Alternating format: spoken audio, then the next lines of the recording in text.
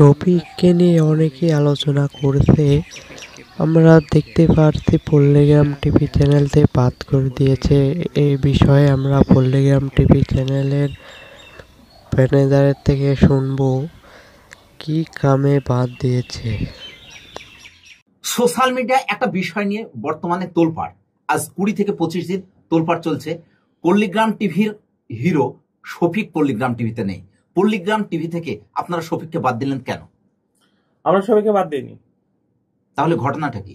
শফিক নিজেই পল্লীগ্রাম টিভি চলে গেছে। কি এমন ঘটনা ঘটলো যার জন্য শফিক চলে গেল? সেটা আমি সঠিক বলতে পারবো না যে ও কিসের জন্য চলে গেছে। কিন্তু দেখেন, আমার এখানটাতে একটা ছেলে মেয়ে কাজ না, এখানে 130টা ছেলে মেয়ে আমার কাজ। কেউ যদি কারোর যদি আমি খারাপ কাজ দেখি, খারাপ কিছু দেখি, সে যেই হোক, তাতে আমার পল্লীগ্রাম চলুক আর না চলুক, আমি তাকে পল্লীগ্রাম টিভি থেকে বের করে দেবো। কি খারাপ এমন আচরণ করলো? কি করেনি সেটা বলেন। যে কি করেনি? অনেক কিছু করেছে।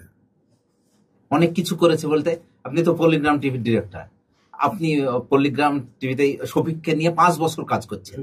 অনেক কিছু বলতে কি এমন করেছে এবং শফিক আপনার যে 5 বছর থেকে থাকার পরে চলে যেতে হবে? সব কথা তো এইভাবে বলা যায় না।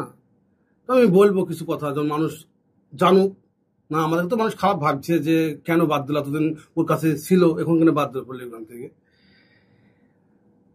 আমরা সারাদিন খেটে খেটে অডিও করি। পল্লীগ্রাম চ্যানেলের হইতে শুনতে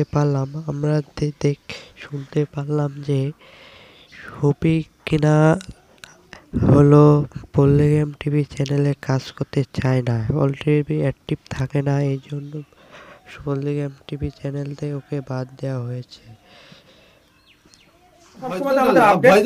গ্রুপে দিয়ে দেওয়া হয়, ভয়েস আপলোড দিছি রাত্রি 7-8টার মধ্যে। ভয়েস জানিয়ে দিই কাল ভিডিও আছে, এই এড্রেস চলে আসবে, জানিয়ে দিই। লালবাগ করতে গেছি একটা